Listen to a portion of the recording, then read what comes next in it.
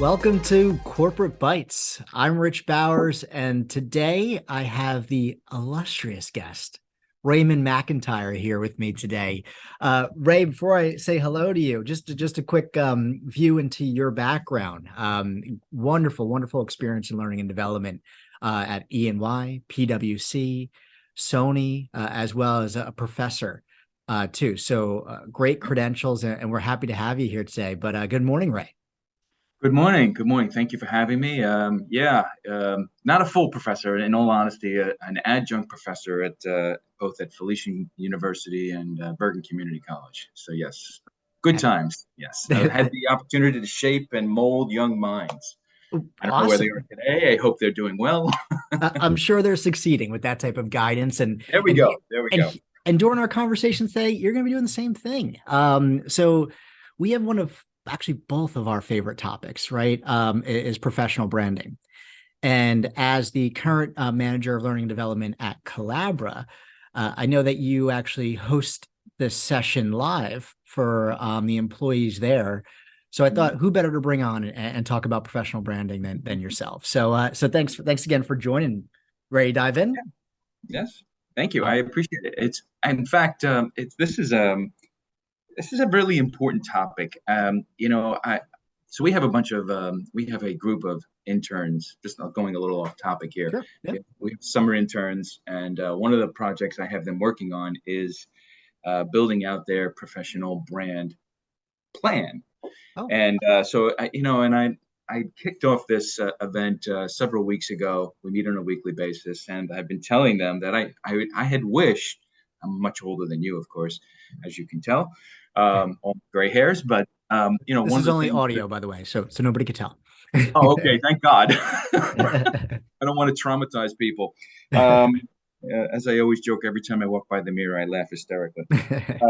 But one of the things I was telling them was I wish that somebody had told me back in my early days as a young professional the importance of managing your personal slash professional brand and how important it is because it makes a difference when you're applying for a job or vying for a promotion or you're looking for different opportunities. And just to clarify, it's not just for professional purposes, but also for practical or personal different applications as well. So yeah, this is a topic that I love to talk about. I think it's so important because most people just don't even think about it. So I think it's an important topic. Excellent. No, I'm glad you have the passion for it. Yeah. So why don't we start at just the top part of it, right? Because a lot of people don't think about it at all. In your own definition, what is professional branding? You know, this is the way I think of it. Several years ago, I started thinking about this, and I started thinking about, is it possible? Does it make sense? Should a person have a brand? And much of my background is, of course, L&D, learning and development, but it's also in marketing. And in fact, my master's degree is business and marketing. And you know, if you think about all the companies like Apple, McDonald's, Lexus, Toyota, all these companies that they spend millions and millions of dollars on branding. And what is brand? So let's think about this. What is Mhm. brand? When you look at a brand, I can drive by a McDonald's, I see the golden arches, I know automatically it's going to be French fries and hamburgers, it's going to be tasty, hot and fresh, etc. Um, you know, They pay you I'm for that? paraphrasing. No. What's that? They just paid Yeah. you for that?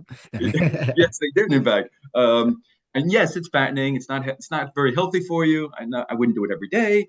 That aside, but like if I see the brand, the logo for Lexus, I know it's a premier automobile. It's refined, all this other stuff. My point is that brand, it communicates a feeling, an emotion, and an attribute, a quality. So, you asked me, what is professional branding? I think professional branding, first and foremost, is this first acknowledgement that everybody has one. Your brand, Mr. Bowers, as I always call you, is very unique. It's specific to you. How you communicate yourself, how you communicate to others, the quality of your work, your deliverables, all those things. My brand is different than yours. And that's a good thing. Yes. Everybody Yeah. should have a unique. Obviously, there's That's what makes the world economy so interesting. There's so many different products and services based on these different brands. That So I think I would just say that professional branding is the acknowledge first and foremost, it's an acknowledgement that everybody has a brand. Second, I would say that it's understanding that you can use your brand, whatever that may be, for your benefits. And we can talk a little bit more about that in a few minutes, but that's a quick kickoff. that's a great summary. And every time that I've talked about brand too, I talk about that emotion that a brand brings. And you mentioned attributes and quality, and isn't it's something that one of the best ways to realize about brands is to think about corporations. Just as you just explained it, right? It seems like it's an easy transition from, okay, I could see the corporation brands, Mhm. and then moving it more to a micro feel of yourself. Yeah. So I really appreciate that. And just to hit on one piece too, is you said that everybody has a brand, right? Uh, And again, kind of piggybacking off of the initial piece, was not everybody is aware of it, or tries to build it. So do you think that truly, no matter what, even Mhm. if you're the most reserved individual or quiet individual that sits in the background, doesn't participate, engage, whatever it may be, there's a brand that is being portrayed in any situation for every single person? I absolutely do. I mentioned earlier before we started the recording that I did a little homework. So I took some notes and I wrote something down because I thought I wanted to share this with everybody. Mhm. And I wrote for better or for worse, for better or for worse, in today's world, everybody has a brand. If we think about all the social media, whether you're a big player like me and Instagram and my famous hashtag, that jokingly, I do have the craziest hashtags. I admit that. I Mhm. know. Very true. For better for worse, everybody's. You don't have to agree, Oh, Rich. I sorry. mean, push back on me. No, Ray, you're wrong. Everybody's got a brand, and you need to develop your brand. You need to be comfortable with the idea of a brand. The other thing I found, I want to share this also. Just when we're talking about branding, Mhm. you're familiar with Jeff Bezos. He's Yes. the number one, probably one of the richest men in the world. Of course, he's the founder, if I remember correctly, keep me honest, of Amazon.com. Yes. Yeah. Said, quote, I wrote this down, quote, your brand is what people say about you when you're not in the room. Let me say that again. Mhm. Your brand is what people say about you when you're not in the room. I got to tell you, that's a terrifying concept, boy. I kind of keeps me up at night just thinking about that. What people say about you when you're not in the room. Wow. I know we have a tendency not to really think about brand. That's why I'm so passionate about this. We all need to manage it. We all need to acknowledge it. What do you think about that quote? Ugh, I, scared I'm me. I'm not gonna lie to you. I've actually used that quote when Have you? I've done Oh, trainings for professional branding. Yeah, yeah. because that's the way to look at it. It is, and I love that you came prepared. That is your brand. Everybody knows that. So the first thing is, yeah, what do they say about you when you're not there? And Right. even what did I always say this, when you're walking down the street and people are looking at you, an instant perception occurs from both parties. You about that other person, them about you, depending on how you walk, how you're dressing, right? How you hold yourself. And there's not even any communication. You don't even know each other. Yeah. And sometimes I think I've taken this from you as well. Is you put a picture up of somebody in your trainings, and you say, "Tell me about them." Mm-hmm. Right? And all of a sudden, they're able to kind of create this whole scenario about this individual. So first part is from the beginning, without even saying anything, a brand is built, right? And then, as you mentioned, when you're not in the room, what are they Mm-hmm. saying about you? You and Jeff together said that. Yep. Um, so Mostly Jeff. so I love that. I love that quote. And I think it's important to say, hey, look, yeah, it's scary, but it also could be awesome, right? Don't you think? Yeah. Absolutely. Yeah, absolutely. I said at the very beginning that I wish somebody had told me this stuff, 20, 30 years ago. That would have been, it would have been very helpful, personally, professionally. But hey, if we can share some of this and it changes people's the way they do things, that's a good thing. And that's our discussion here today, right? Is Yeah, hey, look, realizing first off, you're gonna have a brand. You can be the quietest person, you can be the loudest person, whatever it may be, anything in between. You're gonna have a brand. You can have a brand without even saying anything. yeah, And people, for better or worse, as you used before, are going to say things about you when you're not there. yeah, I think there's this our discussion here puts it in a light where it's like, okay, cool. I'm glad people are saying, good things about me when I'm not there, right? It doesn't always yeah. have to be negative. So kind of diving into that, let's talk about that importance and how we can build off of this. And we'll discuss, creating and curating your own brand. But we have the definition of a brand. We have the Yep. realization that everybody has one no matter what. Mhm. Just one quick summary is what is the importance of professional branding, keeping it in a professional setting? We'll talk a little more about personal towards the tail end, but what is that Mhm. importance? You talked a little bit about, applying for a job, taking the next steps towards promotion, but would you mind Yeah, digging in more? yeah. I think it's just, look, um, a professional career, one's professional career, it's going to take, if you think about it from a percentage standpoint, what it's going to take, hopefully not a high percentage, but it most likely will take a high percentage of our time, our energies, our resources, of course. So I think it's important to just be able to own your brand, right? And that means not just understand and acknowledge the fact that you have one, but actively monitor it, actively grow it.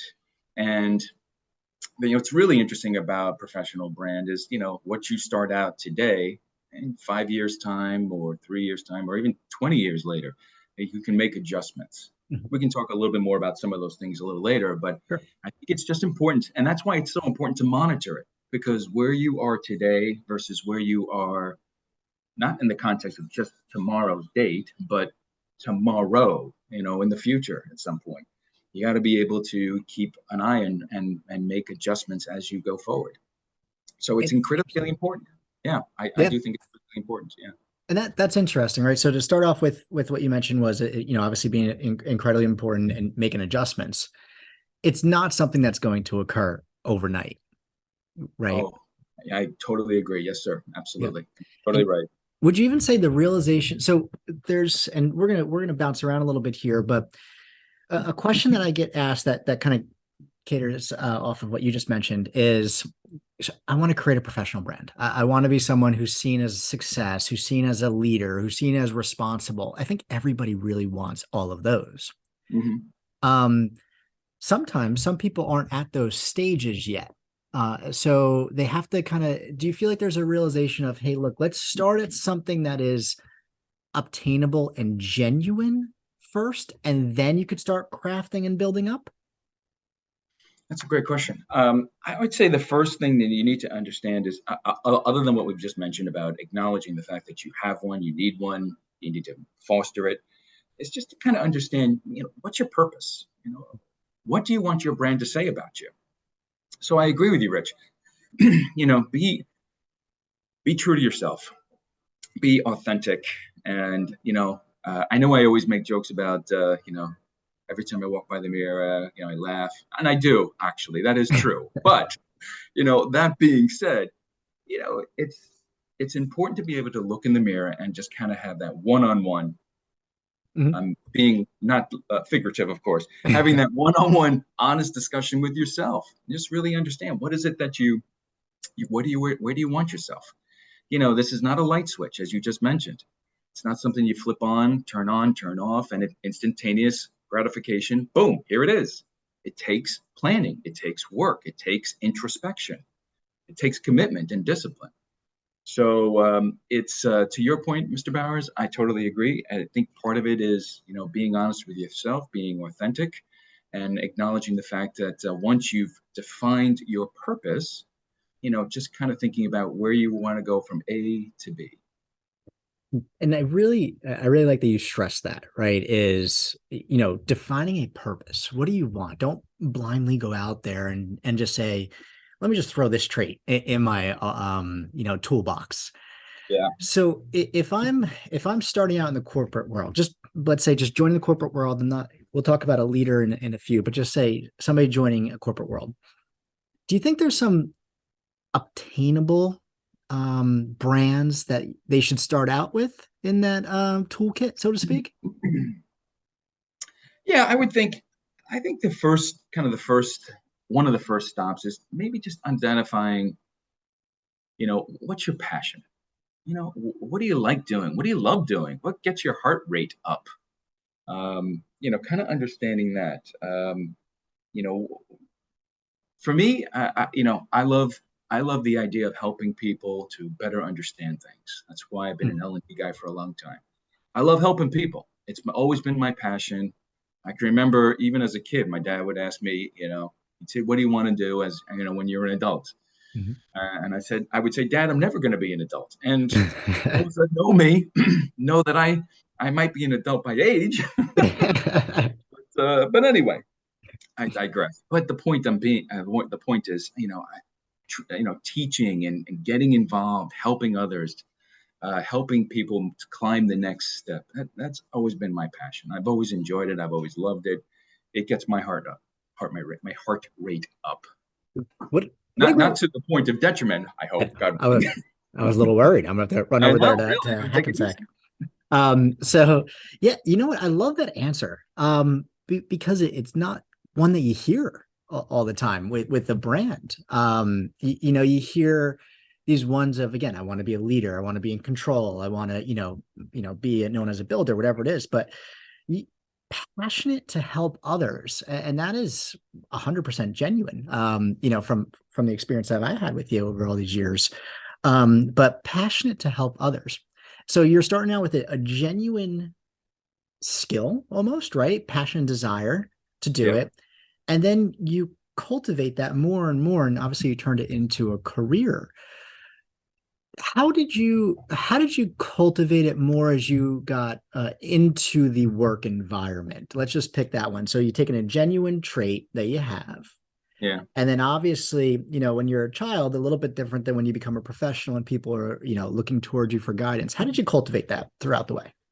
Another great question. Wow, you came prepared, sir. You were a Boy Scout. Boy Scout motto: be prepared. I love it.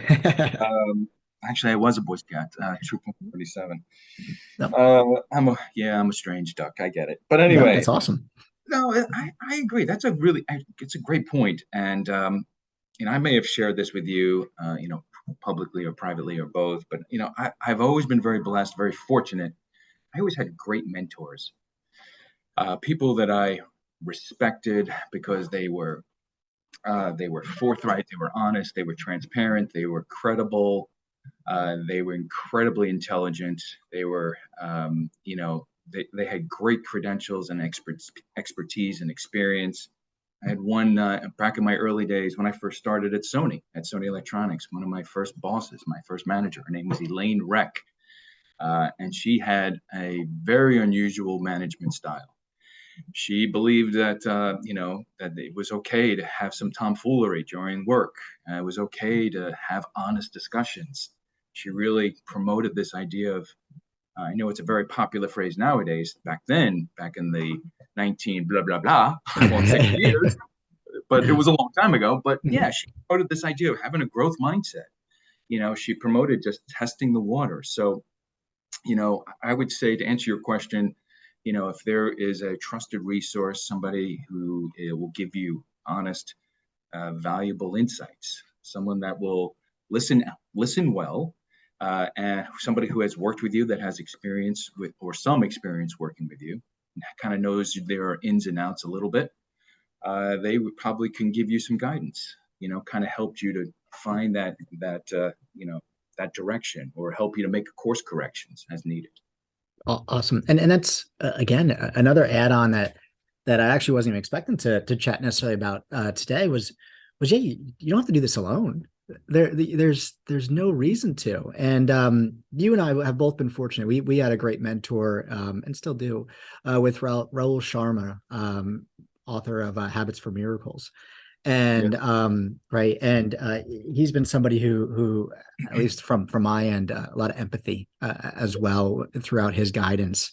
But that's the great piece, right? Is if you get a mentor who's maybe lived through the experience, Mm-hmm. can guide you without any ulterior motives. That's a key thing with mentors, right? Yeah. as well as maybe even kind of, well, actually, not even kind of, ones to highlight areas for you to improve or that you're missing in. Hmm. And sometimes when you're having those one-on-ones in the mirror, some people, myself included, may not recognize some faults, right, at times. Yeah. And so having a mentor who can approach it in the right way to help say, hey, look, let's focus on this to help build your brand and get those steps going. Having that guide is just absolutely outstanding. So that's a good point, Ray. Um, Yeah. and then, yeah, go I'm ahead. sorry.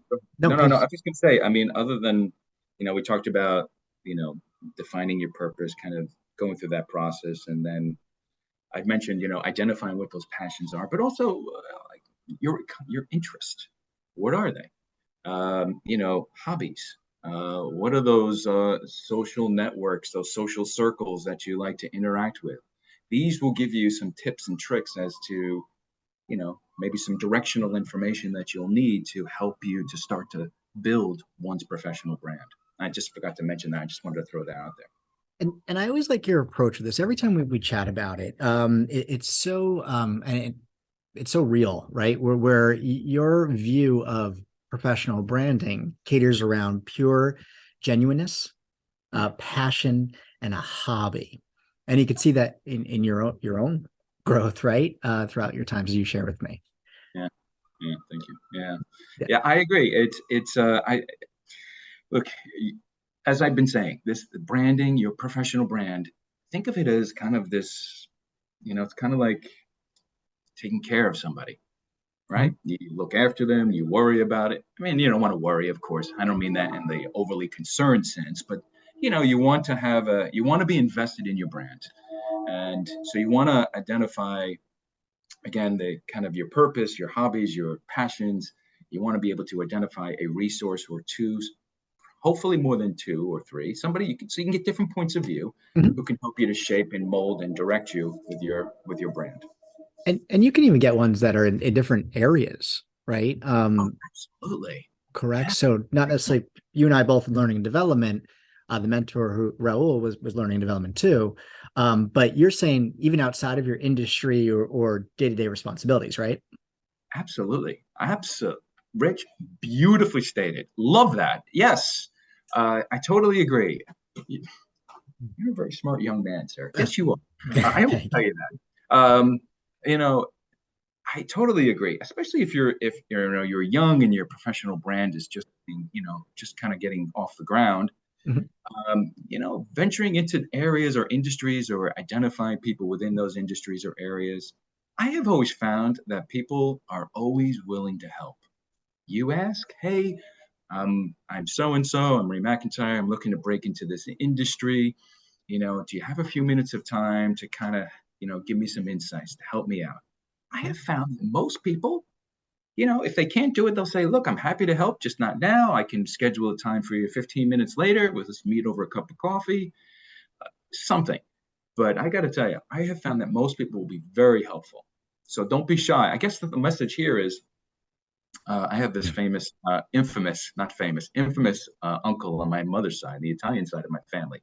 Mhm. And his, he always says, Raymond, and this is the way he talks to me. Raymond, you don't ask, you don't get. Yeah, So he's right off the boat from Italy, he's Sicilian. You don't ask, you don't get. The moral of the story is don't be shy. yeah. Ask. If the worst comes to worst, they say no, thank you. I can't help you. Okay, That's it. good. Move on. That's Yeah. it. And two things there, right? Especially when you're asking for help in a genuine sense. You're not trying to sell anything, right? People aren't going to be rude about it. Maybe they don't respond or they say, "Hey, no, unfortunately, I don't have the time." Nobody's going to do anything bad in response. And then nowadays, virtual is so much easier, right? Sure, I don't have to take 15-30 minutes out of my way to come visit you or vice versa or whatever, set up the house for a visit, whatever it could be. You just hop on webcam like this Yeah. and it's a true 15 minutes. Yeah. So I'm interested in your thought here. And this is one of the questions I wanted to ask you about the strong professional branding. Um, does it have to be something that drastically stands out? Like, a big, huge flag that says, hey, this is my strength of professional branding? Or can it be something that, hey, look, it just matches, it goes to the flow, it's not overwhelming? Does a professional brand have to be, I guess, dominant?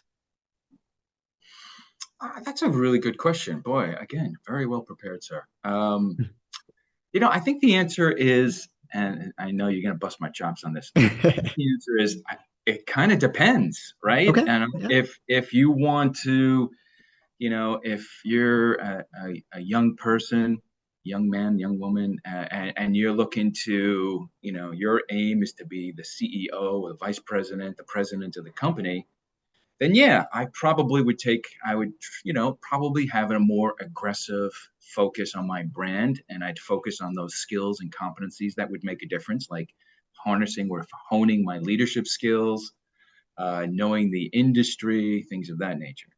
If I'm not interested, it's not my passion, not my sweet spot. I just want to, I don't want to blend into the background, but at the same time, I want to be, well respected for the quality of my Yeah. work. My focus is a little different. So it's kind of a, I don't know, it's not a black and white answer. Sorry, Mr. Bowers, but I No, think it really kind of depends. What actually, do you think? Do you agree or disagree with me? Push back on well, me if you think I'm crazy. Well, no, well, actually, the response that you gave matches perfectly with what you said professional brand is. You mentioned that to set a professional brand, you have to establish an objective first, yeah, right? So then that caters to what you just mentioned is if you have a goal to be the next CEO or, a leader in any type of capacity, then you probably do look for a little bit more dominant branding yeah, as you're building it. But if you're looking for somebody to be successful in your job at hand, and like you're looking at the next step ahead, which is phenomenal, right? Not everybody has to jump to 20 steps and 30 years ahead, or sooner. But in either case, it's perfect to start out, especially when you first join, with, hey, let me get my objective. My objective is to come on in here, be successful, get that next promotion. Then yeah, that matches up. So, as you mentioned, you said depends, but it depends on that objective, which you gave that definition in the beginning. So I think it's spot on. I 100% agree. I don't think it's necessarily fair to say that your personal brand has to be, or excuse me, professional brand has to be dominant. It does not, no, right? no, Because it goes back to being genuine. But yeah, it could be something you're known for. You could be known for being dependable, hmm, right? Punctual, hmm, right? And on the flip side, you could be known for not dependable and not, punctual, which is something you want to avoid. yeah. That's an excellent point. Remember, we said we both were loving the Jeff Bezos quote about your brand is what people say about you when you're not in the room. Yeah. I would be horrified if I left a room and somebody left the hot mic on or something like that, and someone said, that Ray McIntyre guy, he never finishes his work on time. He's never on the job on time. There's always typos in his emails and his documentation or his deliverables. He's got sloppy PowerPoint slides. They don't make any sense. Eek! Oh my gosh, not only would I be mortified and embarrassed, but what does that say about me as a human being? The quality of my deliverables. Mhm. So yeah, I agree. Yes, you gotta have that sensitivity to things. Yes. Well, I'll tell you, Ray, when I shared that I was doing this conversation with those around me and the team and others, and I was having professional branding, and it was with you, they just said perfect. So they're all very, very excited. So you didn't have that at all, but you bring up a really good point that I wouldn't mind spending a few moments on here, and that is the impact of poor professional branding or a negative professional branding. And kind of starting with, you probably look at from corporation standpoint. I mean, Facebook literally changed their name because of some negative branding that was occurring. Yeah. But what is the impact of poor professional branding? Maybe outside of just losing a job, are there other impacts that you've seen? Yeah, I think you can definitely hurt you in the professional sense. It could be the difference that if your professional brand is taking a hit, or it's of a poor impression, or people have a poor perception of your professional brand, um, and that could be the difference between you getting promoted or you getting passed over for a promotion. Yeah. Or what if there's a new opportunity that presents itself? And there's the manager, senior manager, their leader, and he or she or they say, all right, we have this great opportunity. Let's take a look at our team.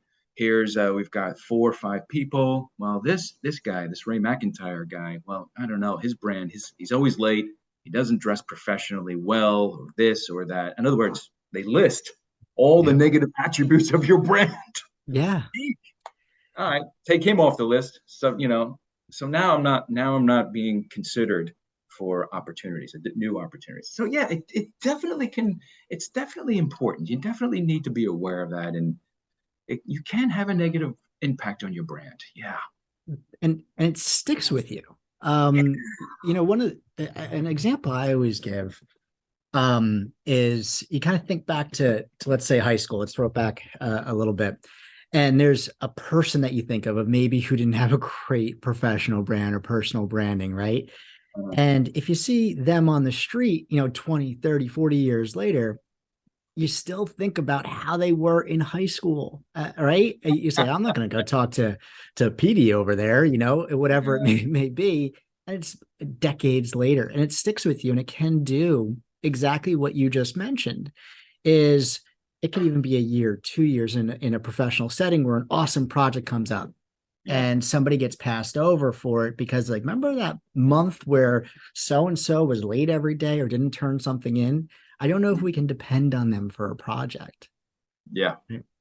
And So back to what you were saying earlier, Rich, you talked about you gave this example of the picture is presented on a screen, and it's of let's say somebody that's dressed like a motorcycle biker bad sure. dude type of Yep. thing, right? Yep. And you ask your audience, take a look at the picture. I'll time you within 5 seconds. Tell me your impressions, and people say he's a criminal, or he's a bad dude, or he hurts people. Yep. Now that same person and put him in a lab coat, like he's dressed like a doctor, and then people automatically change their point of view. So my point is, perceptions make the difference. They Yeah. definitely make the difference. But I do want to give one note of hope here. And what does Apple, Nintendo, and Robert Downey Jr. all have in common? It's not a trick. It's kind of a trick question, but I'll answer the question. Yeah, go for it. I don't know. Apple at one point, I'm a lot older than you, so I remember this. Apple at one point, they were nearly bankrupt. Mm-hmm. Yeah, they were nearly bankrupt. They fired the guy that started the company, Steve Jobs. Of course, he's has since passed away. But the board recognized that they were on the verge of being bankrupt and failing and closing their doors. To where they are today, they've got trillions of dollars. I mean, they're just super successful. Yeah, 3 trillion. I think they just hit too. Yeah. Oh my gosh. Mm-hmm. I wish I had bought their share of stock back in the day, but that's another conversation. We'll talk about that later. Robert Downey Jr., famous actor, made the role of Iron Man in all those Marvel comic book universe movie. He was a drug addict. He had problems every time you opened up the newspaper. There were stories of him, drunk and disorderly and this and that. Look at him today. Yeah. Nintendo, at one point, they used to sell playing cards, and now they're this one's maybe a little dated, I admit, but I remember Nintendo. Yeah, of course. But I used to have a Commodore 64. I'm sure all our listeners will have to Google that one. But the point is that even then, I want to give this message of hope that if your brand does take a hit, for whatever reason, you can resurrect it. That's my point. That's my message of hope. Awesome. And I love those examples. And just so you know, I do remember the Apple, with Steve Jobs looking up to Bill Gates, because Microsoft helped them out a little bit, but helped themselves out. Yeah, see, I got this. So Good That, you memory. know what, I'm just a techie. So Yeah. all right, so then that gives me, I have two more questions for you, and both of them may be a little bit longer answers. But then I know you're a busy man with all of your professional branding stuff that's going on. But let's go off of that. So how can you kind of craft or change your brand Mhm. to match, what you want to do or where you want to go? So what steps can you do to kind of craft it? Either a situation where you're resurrecting your brand, you're altering it, because frankly, also, when you get into different positions, there's different qualities that you have to have, Mhm. right? Overall. So how do you go about, maybe let's do this: A, realizing what to do; Mhm. B, setting a plan; and then C, following through. Okay. Wow, Mhm. three-part question. Wow, you're Sorry. you're beating up on me this morning. I like. I love it. I It's love just it. been great. I got to get as much information as I can. Yeah. No, this is great stuff. I love this topic. Mhm. Um, I'm going to go back to what I said earlier. First and foremost, recognize that you have a brand. That's so important. You can't turn a blind eye to this. Whether you want it or not, it's there, folks. It's just there. So acknowledge it, accept it. All right. Second, if you have somebody or somebody's plural, I'm slaughtering the English language a little bit this That morning. works. That's all right. I've only had Yeah. 12 cups of coffee. It's okay. But yeah, if you have a trusted resource, somebody you can really trust, someone will give you the honest scoop. Hey, as I said, I had Elaine Reck. She Mhm. was a great boss. She was always honest and forthright. She would tell me, Ray, you're going in this direction. You should maybe pump the brakes a little bit and reconsider your go forward plan here. Maybe you need to be trained on something else. Maybe you need to consider. Maybe you need to be more introspective about where you want to go. What are your passions, your hobbies, your interests? So those things help. All right. Again, I just want to reinforce this notion that brand is a living, breathing thing. Right? You can nurture it, you can take care of it, and you can direct it. You're in control. You're in control. Yep. Boom.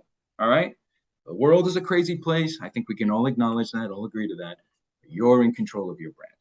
Next, I would just, once you've identified, your hobbies, your expertise, your credentials, you see, I know this is just an audio thing, but Mr. Bowers can see this. Like I always have my credentials behind me on the video. That You was know, very impressive. yeah, no, it took it took a long, long time. Yeah. Yeah. But that's why I have so many gray hairs. But that and my two sons, right? But understanding your credentials, your interests, your hobbies, as we've been saying, and then start crafting a personal narrative. You know, what is it that you want your brand to say about you? So, in other words, think about it in the context of, you know, if you were not in the room, you just left the room. What would you want those people to say about you as you exit? So, start thinking about those things. You know, I know everybody hates that question. If you're in an interview, somebody says, tell me about yourself. Mhm. Oh, that's a fearful question. How do you even answer that question?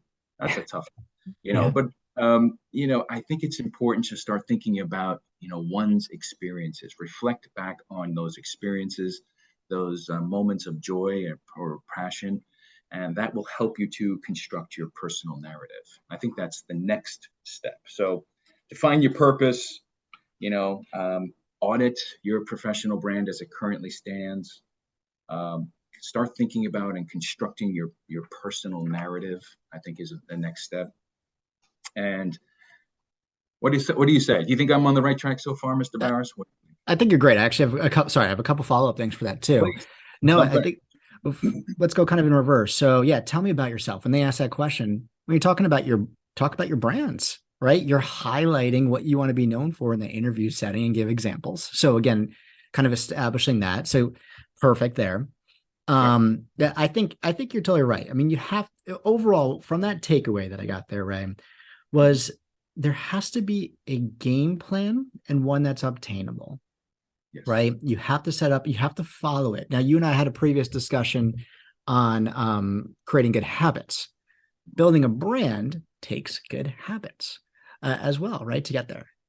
And by the way, also with your other side would be taking feedback well from your mentors. So a quick thing too, when you mentioned Elaine Reck was, and she shared with you to go a different direction. And I think this is important for a lot of people building their brands and working with mentors. Mhm. How did you handle that? Because I can see some people getting defensive, like, hey, look, I want to be, a leader. Well, you know what? We're not there yet. We can get there. Let's put some stuff in place. But how did you respond to that? Yeah, that's a great. Damn it, if I had a dollar for every great question you'd have, I'd be a gazillionaire by now, Mr. Bowers. You know what? You're just bringing up great points. It's making me think. So No, it's no, all no. nice. You get the credit, sir. But that's an excellent question, and I will warn you, you gotta. It's so I have a tendency. I, as a human being, Raymond McIntyre, of Hackensack, New Jersey, I have a tendency to take things personally. That's me. That's just the way that's the way God wired me. So that's just the way I am. So it takes. I have to really focus and set my mind to this idea that I have to have that growth mindset, right? I have to accept the fact that there may be something that I've done or didn't do, or some type of constructive feedback that will help me, and not to take it personally. And it can be challenging. I absolutely agree. So with Elaine, the good thing about her was she acknowledged, she saw that I was getting upset about it, that I was getting defensive. It's a human thing. Nothing wrong with it. We're all Nothing. human beings. We are all prone to failure, mistakes. Of course we are. Not so much you. Me, yes, absolutely. Absolutely. But, Thanks. in those experiences, there, think of it as in those instances when you have a mentor or somebody, a trusted resource who tells you the truth, look at it from the standpoint of this is going to help me. This person isn't saying this to hurt me. They're Mhm. saying it to help me to be a better person, a better quality person, better at deliverables, better at whatever I'm doing, fill in Yep. the blank. So Yep. yeah, it can be tough. I agree. You know, it's totally right. I like the way you say it's okay because it is. We're all going to be defensive when somebody says something is wrong or there's an improvement or you're going in not the right direction. I think it just be aware when you're getting a mentor, it's almost like I don't know, choosing a new car. You want to make sure you're going to trust that mentor. So that way, when you do get that feedback, you know it's from a good spot, Yeah, right? If you don't trust the mentor from the beginning, don't use them as a mentor, right? yeah, That's what I think you and I were talking about it. They shouldn't have an ulterior motive. So that way, hmm you know that they're coming as genuine as possible with your best interest, hmm right? Overall. So that way you can say, hey, look, let me take a step back. They're not saying this to be mean or to pick on me or whatever it may be. They're saying it yeah. to better myself. So I love it. Um, last question. I wanted to take advantage of you while you're on here today due to this article that just came out. I thought it'd be perfect to ask you this question. So a Bloomberg article came out, and this is about newer leaders. They call them rookie leaders. And it said 20% of employees under rookie managers, quote, lose sleep. And then a third of them say they have had bad experiences with rookie managers. And and a lot of times, and you and I have seen a lot of people be promoted who may or may not have been ready for it, may have been better for an individual contributor role. But for those who are moving to a new leader opportunity, Mhm. what do you say are some brands that they should focus on for themselves so that way their employees are not losing sleep, every single day, as this article says? Yeah, great question. Again, um, yeah, that's very interesting data, and it doesn't really surprise me. I would say that if you're a young professional and or you are moving into a new management role or a new management role or functional role, one of the things I would focus on is making sure those critical competencies that make managers successful, that you have those or that you start developing them. For instance, as a simple example, active listening. That's a big one. You got to be able to listen to your people. Uh, Ideas come from your team. Communicating, communication is another element. So active listening, being able to share ideas, to communicate vision, communicate, what are the objectives? This is how we're going to do it. Those are important skills to have. So as a new manager, I would maybe assess where I am on those two things. Am I good at as an active listener? Let me ask my significant other. My significant other is Jules, and I would ask her, Jules, so am I a good listener? Am I empathetic? Do I communicate well? I'm sure I'll get some honest feedback, especially if anyone that knows my Jules, she'll tell you. Oh yeah. Oh yeah. She won't pull any punches. But my point being, again, a good resource. Find somebody who you've partnered with in the past, who has some history with you. They will be able to give you some insights, plural, to that. Perfect. And that's a great way to wrap it up. Just to kind of put in here: active listening, communication, empathetic. Something that can be. It's not easy to obtain, especially with some folks with active listening, right, or being able to communicate these challenges. But those three areas are absolutely critical because you're building the respect of the team, right? And they have that faith that you'll listen to them. So that's a wonderful spot to wrap it up, because those three traits, as a rising leader or new leader, right, an existing leader, or somebody new to the industry, those three areas of branding are phenomenal for anybody, right? So, Ray, as you know, I can hang out with you all day, and we have many times. Yes, we have, especially with cigars and beverages. Yes, absolutely. Yes, sir. Can't wait till the next one. And again, I appreciate your knowledge here. This is going to be helping others. Certainly, I think the advice that you've shared is helpful, as I just mentioned, at any level. So Ray, I thank you for your time. It's my great pleasure, sir.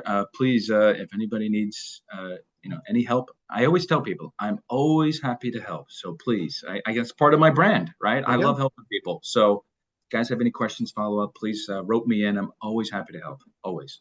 And with Ray McIntyre on brand, I'm Rich Bowers, and this is Corporate Bytes. Take care, everybody. Thanks again, Ray. Thanks, everyone.